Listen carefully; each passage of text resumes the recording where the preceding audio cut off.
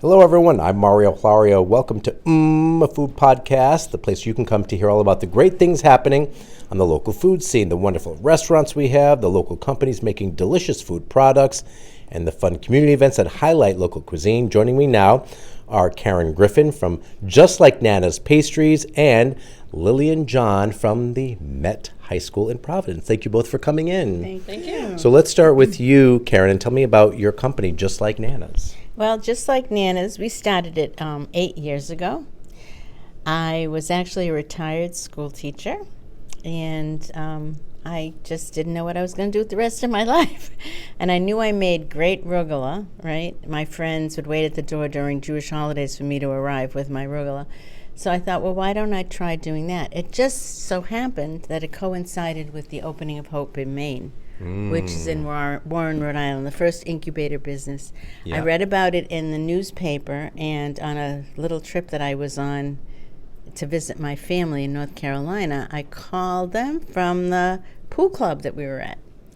And they said, sure, come on in. I went in with my pastry. I also, should I say this? I also went in with another brand from Whole Foods. Can I say that? Sure. From Whole Foods, so they could compare it. Yeah. So I don't have to tell you the results. They thought mine was phenomenal, and because I make it the traditional way, that's why I named my business Just Like Nana's. I learned how to bake. My Nana taught me how to bake. Mm-hmm. She lived with us, and we just baked and cooked, and of course the baking was the best because it tasted so good. Yeah. So I continued to make it, and it's an Eastern European pastry.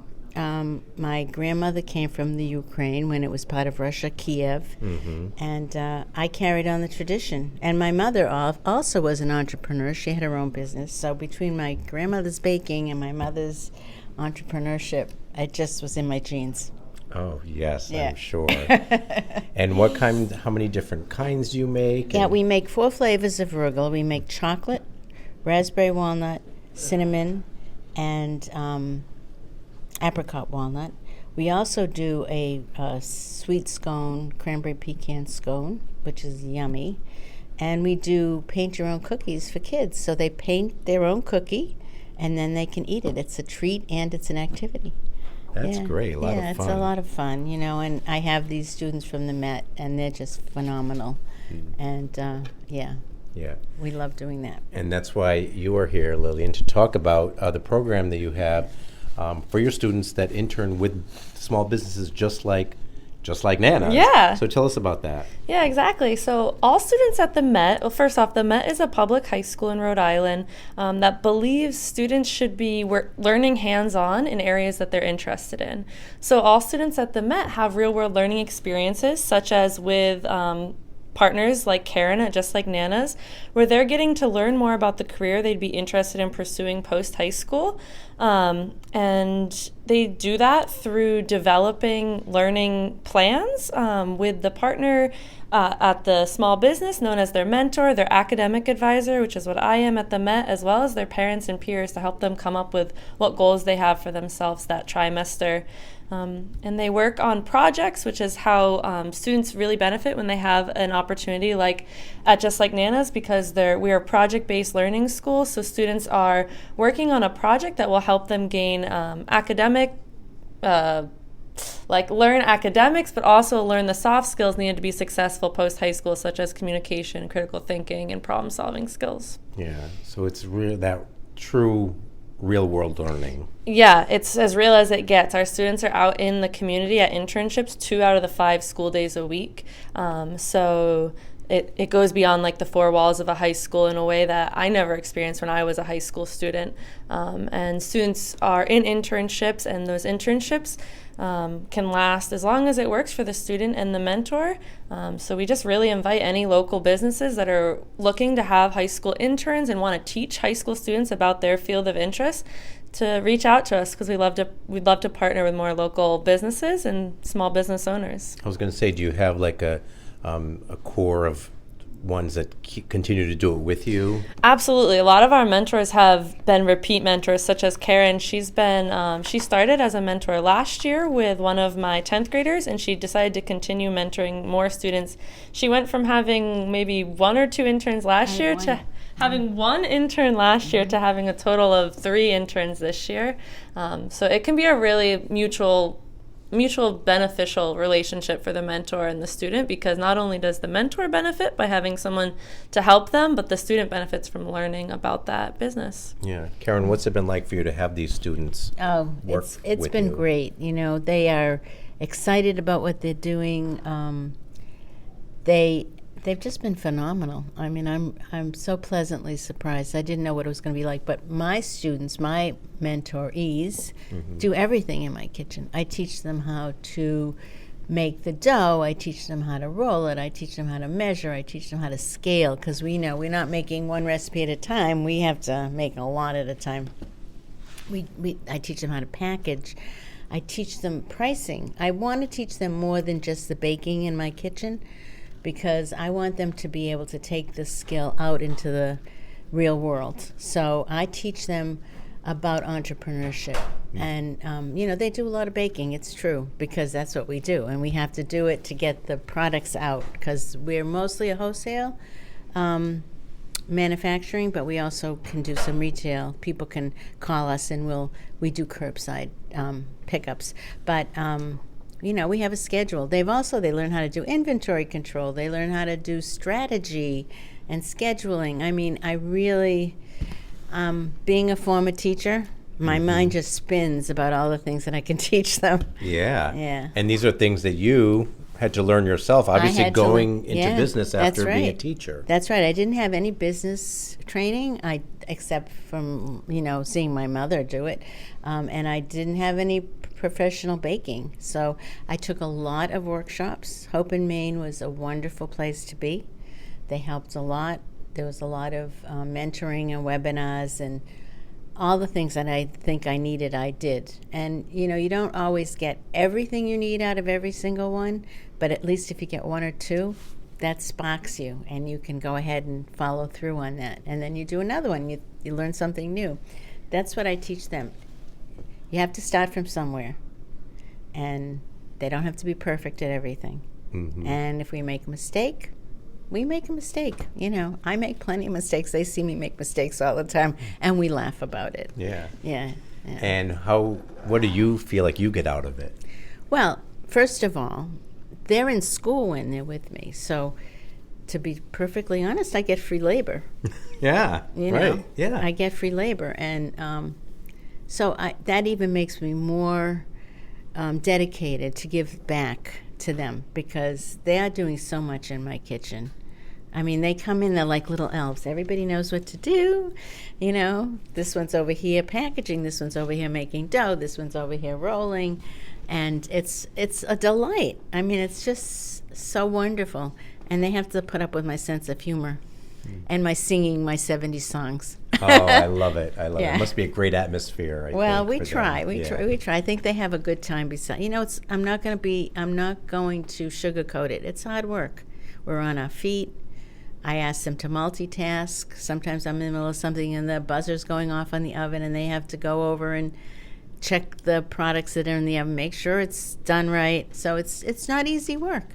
But I think that's good for them, because when they go out into the real world, it's not going to be easy. Exactly. Right? So. Yeah.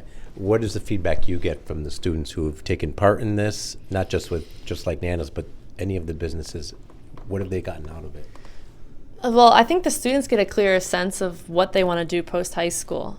So the largest advantage, I think, to the Met is that it allows students to explore a career that they thought they might need to wait until college to actually get a degree in, or to wait till college to pursue, or after high school, I should say, to pursue that career. So it really helps students figure out what they're actually interested in, and kind of maybe eliminate some things they thought they were interested in based on what they see it actually looks like out in the real world. I mean, it's incredible. My job 2 days a week is to go visit students at their internships, and I see a side to students that I don't see in the classroom, right? Like this hardworking, this joy they have that you just don't see when you're inside the four walls of a school. The confidence that students build and the way they're able to hold themselves by the time they graduate is just far beyond what I've seen from most high school students. In my past, I taught in a traditional high school, and so I kind of can compare the two experiences. And students gain a lot, and the mentors, as Karen was saying, they benefit a lot because they feel like they're giving back, but they also are gaining something for their business. So it's really rewarding experience. Yeah. And they runs the gamut of all different types of industries, right? Absolutely, yeah. So the Met is considered it's a career and technical high school, but we are open to any students, any interest they have. So I have students within my advisory that range from having interest in the medical field to the culinary field to the engineering field to the art field to music. So all different, any career interest you have.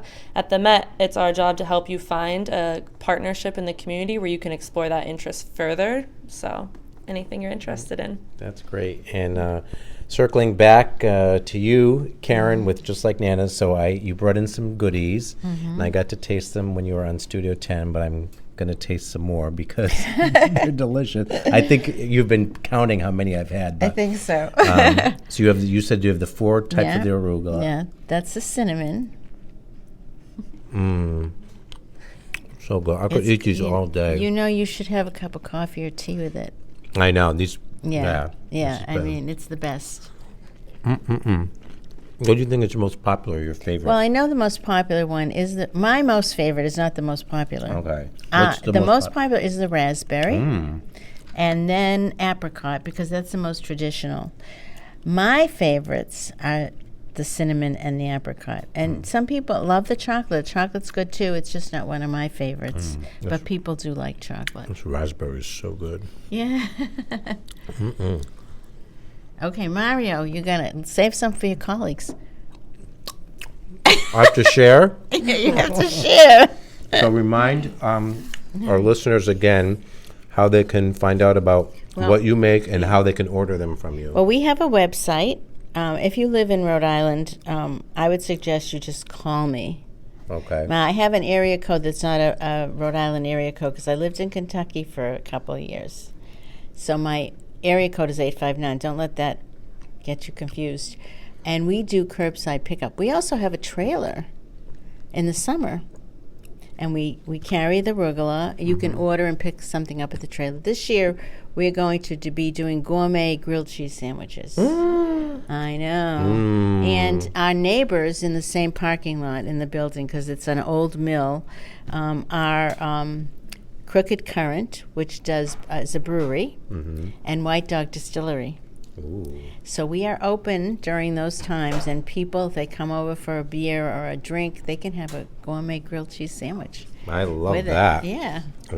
We'll be there. I love grilled cheese. Yeah. So what is your website so people can... www.justlikenanas.com. Right. Yeah, and if you look on the website, you'll see all the places that sell our product, because we do mostly wholesale. That's our biggest business. Yeah. And we're all over the East Bay.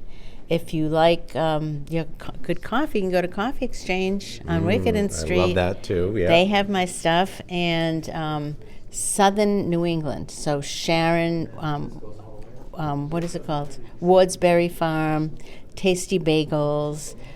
Coming up would be Langwater Farm in Northeastern. They're going to be carrying our products.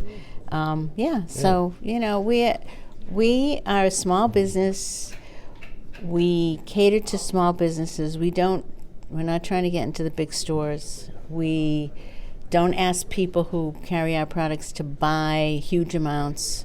And if they need a refill on something, they can order a refill. We're not going to say, no, you have to buy 25 bags if you're going to order. Right. No, because we're small. We cater to those that are small.